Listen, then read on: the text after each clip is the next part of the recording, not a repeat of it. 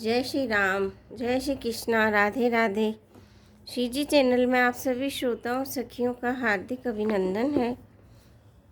कल हमने जाना था प्रभु श्री राम ऋषि वाल्मीकि जी के आश्रम से आगे चलते हैं। मुनि वाल्मीकि जी उन्हें कई घर दिखाते हैं और एक ऐसा स्थान बताते हैं कि चित्रकूट पर्वत पर आप निवास कीजिए। वहाँ सभी प्रकार की सुविधाएं हैं।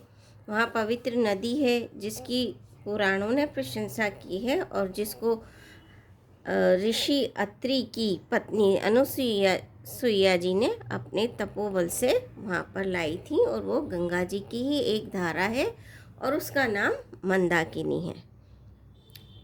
अत्रि आदि बहुत से मुनि भी वहाँ पर निवास करते हैं। आगे चलते हैं।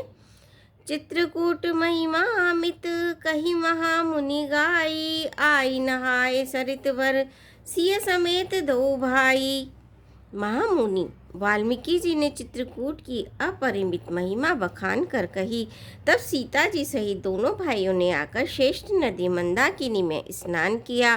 श्री रामचंद्र जी ने कहा, लक्ष्मण, बड़ा अच्छा घाट है, अब यहीं कहीं ठहरने की व्यवस्था करो।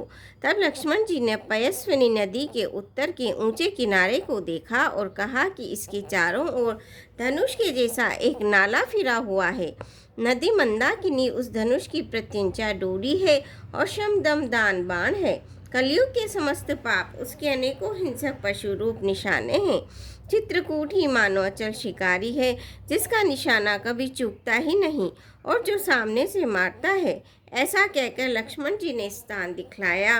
स्थान को देखकर श्री रामचंद्र जी ने सुख पाया। जब देवताओं ने जाना कि श्री रामचंद्र जी का मन यहाँ रम गया, तब वे देवताओं के प्रधान था वही मकान बनाने वाले विश्वकर्मा को साथ लेकर चले।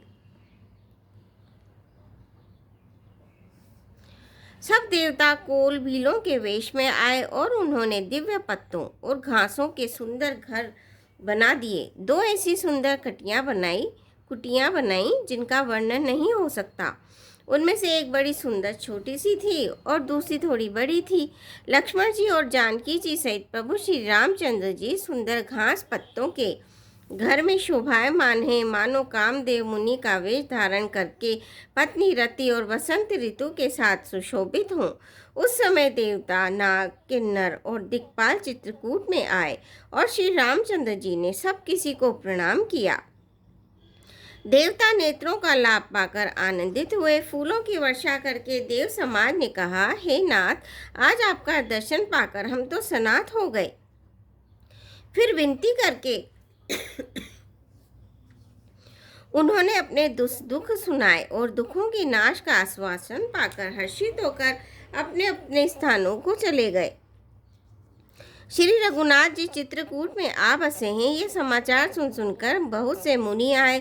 रघुकुल के चंद्रमा श्री रामचंद्र जी ने मुदित हुई मुनि मंडली को आते देखकर दंडवत प्रणाम किया। मुनिगण श्री रामचंद्र जी को हृदय से लगा लेते हैं और सफल होने के लिए आशीर्वाद देते हैं। वे सीता जी, लक्ष्मण जी और श्री रामचंद्र जी की छवि देखते हैं और अपने सारे साधनों को सफल हुआ समझते हैं। प्रभु श्री रामचंद्र जी ने यथा योग्य सम्मान करके मुनि मंडली को विदा किया।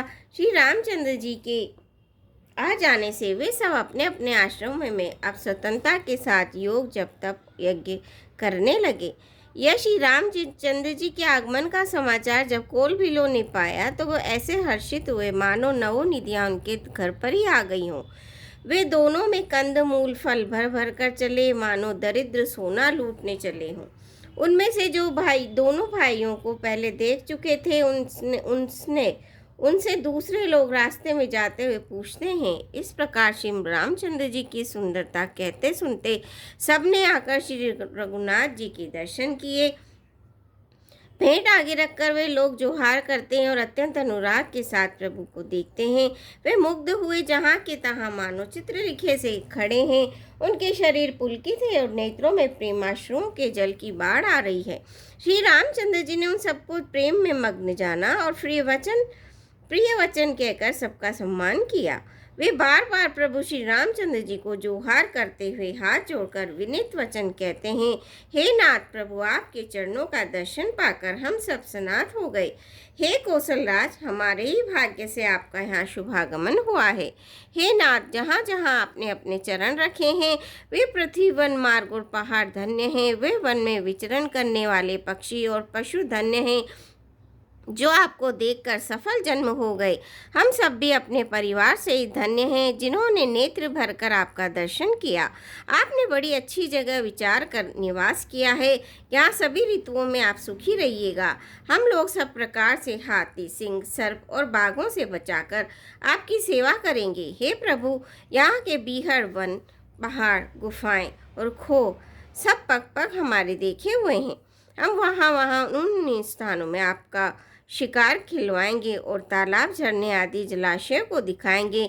हम कुटुंब समेत आपके सेवक हैं। हे नाथ, इसीलिए हमें आज्ञा देने में संकोच न कीजिएगा। जो वेदों के वचन और मुनियों के मन को भी अगम है, वे करुणा के धाम प्रभु श्री रामचंद्र जी भीलों के वचन इस तरह सुन रहे हैं जैसे पिता बालकों के वचन सुनता है। श्री रामचंद्र जी को केवल प्रेम प्यारा है।